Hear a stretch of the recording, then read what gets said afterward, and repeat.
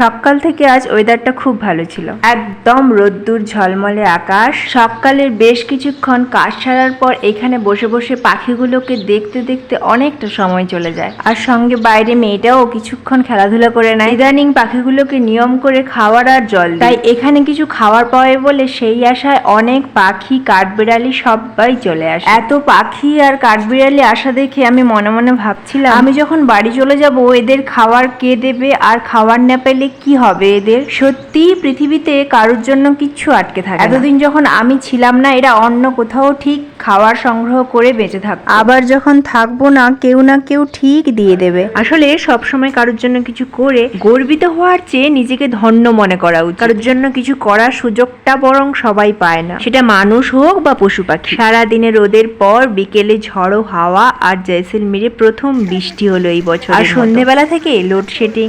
আজকে আর কোনো কাজ নয়, আজকে প্রকৃতিটাকে অনেকটা উপভোগ করলাম।